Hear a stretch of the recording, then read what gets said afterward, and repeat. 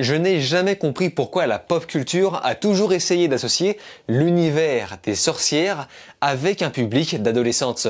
Et ce, depuis le début des années 90. Et c'est toujours le cas avec les nouvelles aventures de Sabrina.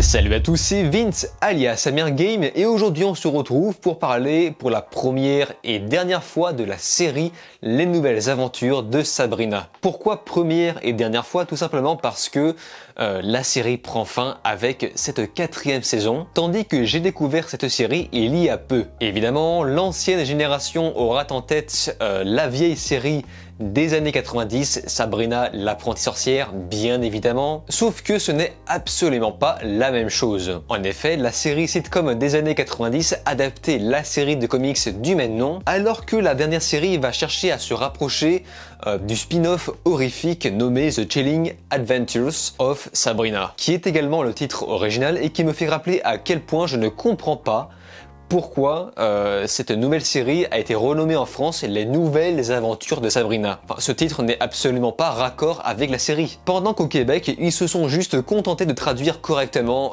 le titre, donc Les Terrifiantes Aventures de Sabrina. Mais bref, voilà, ce sont les éternels choix d'adaptation de titres français que je ne comprendrai jamais. Et en découvrant la série, j'ai compris qu'ils ont un peu raté le coche de sortir la 4e saison pile au moment d'Halloween, car c'était complètement propice à ça. Mais j'imagine que la crise sanitaire a dû faire retarder la production pour finalement sortir le tout le 31 décembre 2020. Donc, je vais un peu résumer brièvement ce que je pense de la série avant d'entrer dans le vif du sujet, donc c'est-à-dire la saison 4. Mais je dois dire que à part un truc qui m'a vraiment pesé dans cette teen série, parce que oui, c'est une série pour ados, je trouve la première saison plutôt cool. Donc cette fameuse chose qui m'a pesé, je développerai plus à la fin de la vidéo, car seuls les vrais restent. Au moins, je suis sûr de faire le tri. Les nouvelles aventures de Sabrina se centrent sur les origines de Sabrina, mais avec une bonne grosse sauce horrifique qui accompagnera ce menu. Sabrina est une sans-mêlée, donc mi-mortelle, mi-sorcière, et en tant que telle, elle va devoir changer l'enfer pour qu'il s'adapte à elle, tout en essayant de garder une vie sociale à peu près normale. Alors je ne sais pas pour vous, mais en démarrant la série, j'ai vraiment eu l'impression de regarder un espèce de mélange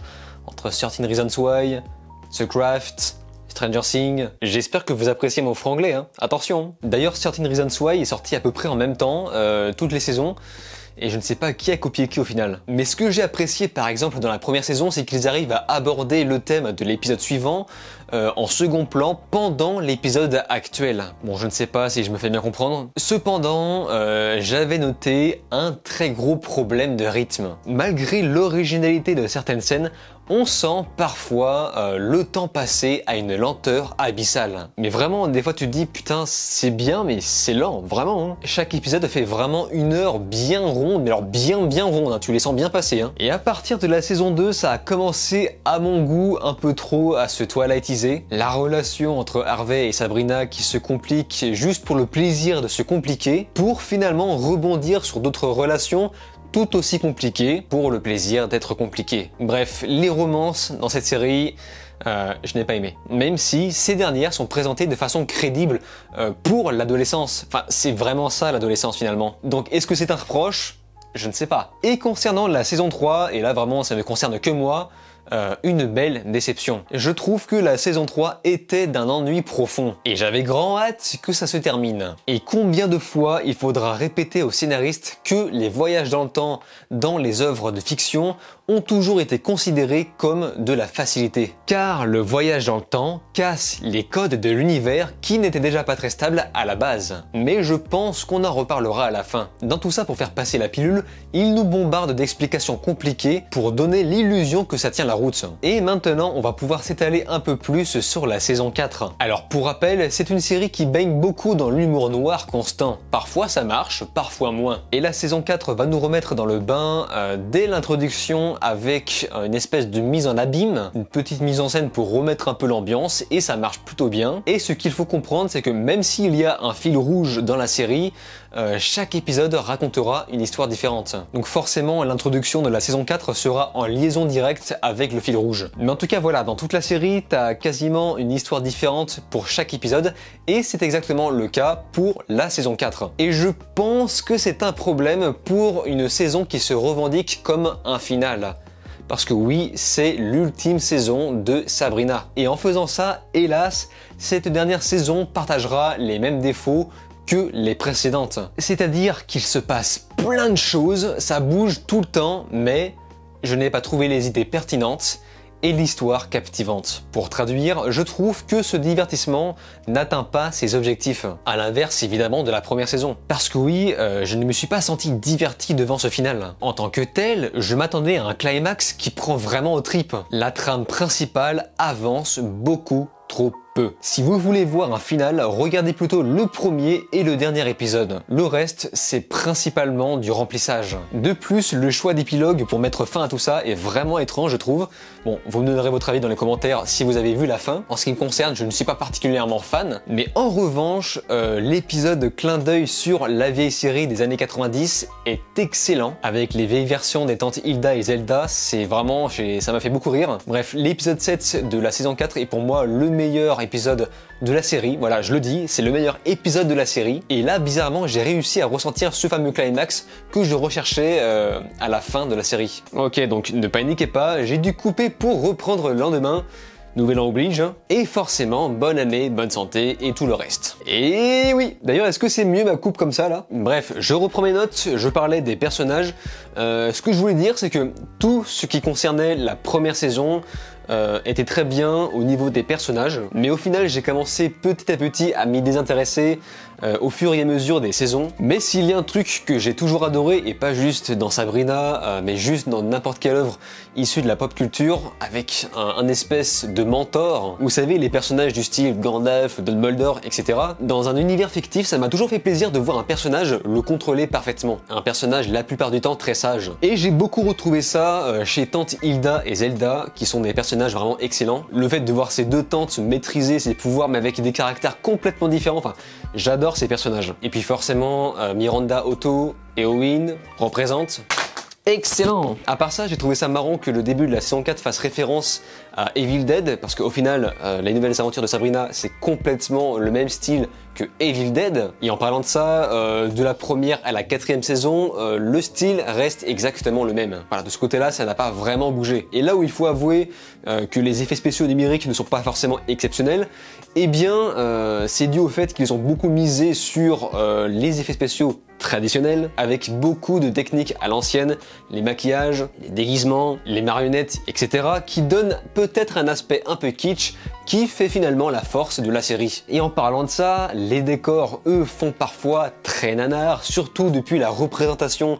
des enfers depuis la saison 3. Enfin, on se croirait presque dans la série Lucifer. Mais bon, les créateurs vont beaucoup utiliser l'argument qui expliquerait que la série est humoristique comme bouclier. Cela dit, la saison 4 a fait l'effort d'améliorer les jeux de lumière pour rendre l'ensemble moins kitsch. Et ça passe à peu près. Cependant, là ce que je vais reprocher ne s'applique pas que à cette série, mais également à plein d'autres productions de Netflix. Souvenez-vous, pour les vétérans de ma chaîne YouTube, quand j'ai parlé de la première saison de la série The Witcher, je vous ai parlé d'un abus au niveau du travail de l'étalonnage. Pour rappel, encore une fois, l'étalonnage est le travail de la retouche d'image, de la colorisation, mais également de la personnalisation des couleurs pour donner un peu plus de caractère à la scène. Évidemment, à l'origine, on faisait ça à la main, avec des lentilles, des couleurs, des lumières, etc. Aujourd'hui, on a plutôt tendance à le faire avec des logiciels, ce qui est mon cas pour mes vidéos, mes vlogs. Et dans beaucoup de productions Netflix, pour une raison que je ne saurais expliquer, ils abusent beaucoup de ce qu'on appelle le lens softness. En gros, on va créer un genre de flou autour de l'image pour simuler le contour de l'œil, et c'est ce que moi j'utilise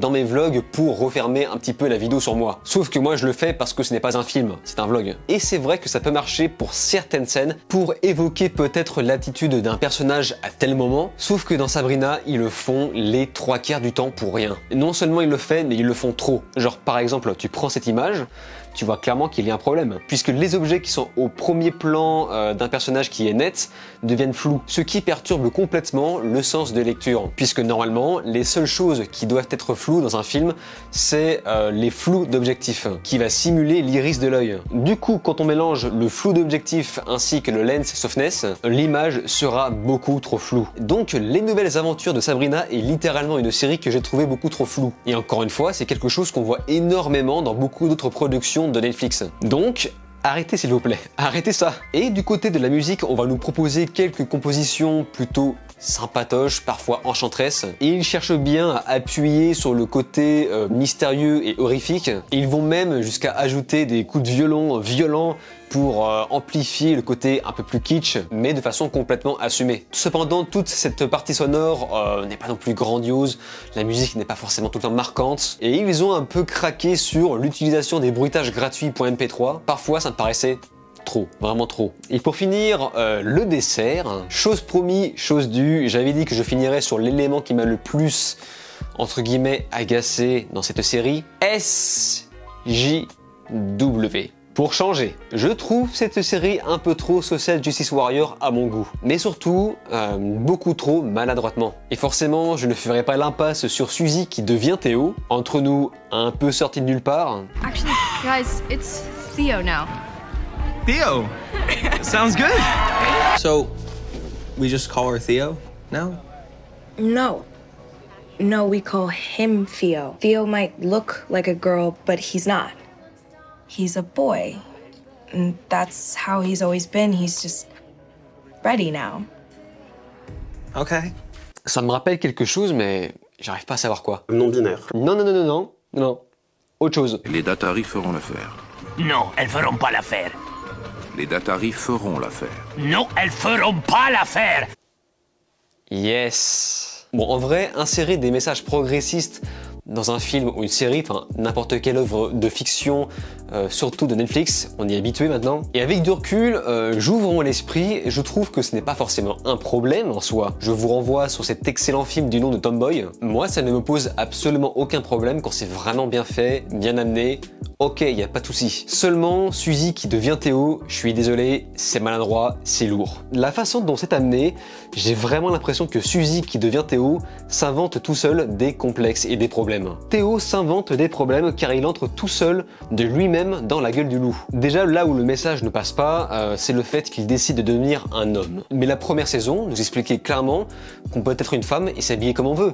C'est le message. Et en décidant de devenir un homme, elle va dans le sens de ses harceleurs. D'autant que ce complexe de genre n'était pas abordé dans la première saison. La première saison ne parlait que d'harcèlement. Donc d'un coup, Théo va se découvrir une passion soudaine pour le basket.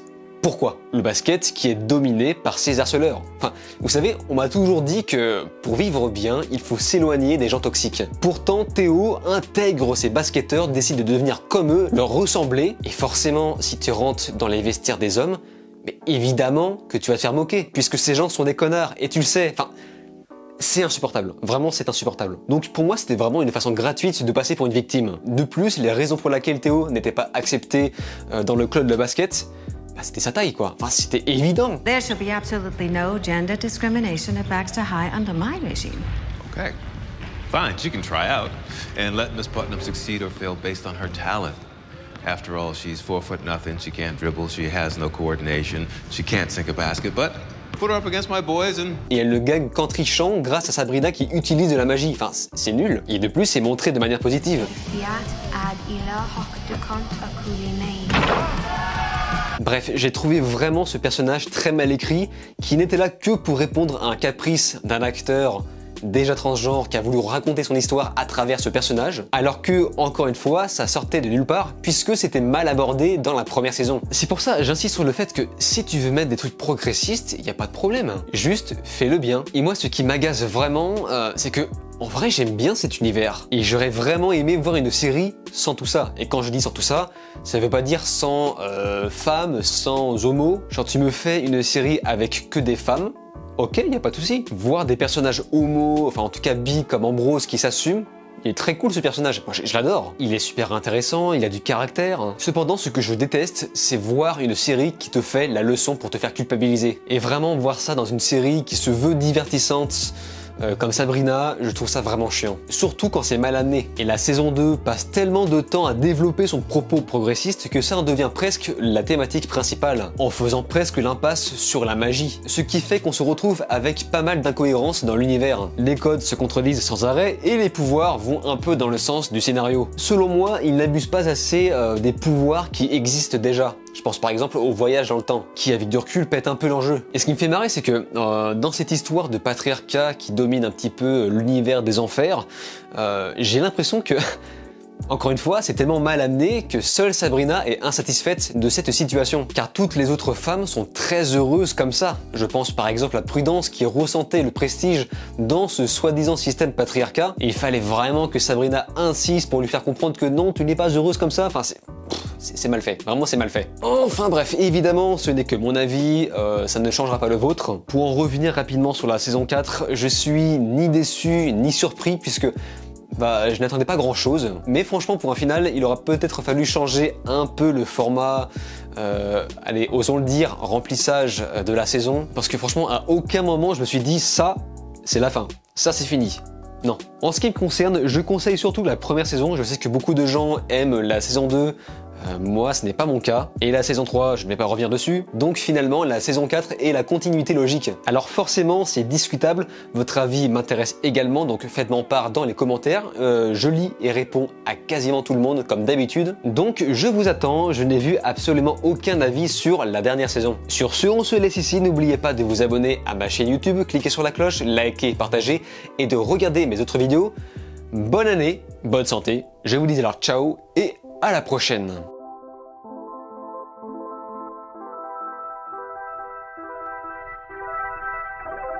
Thank you.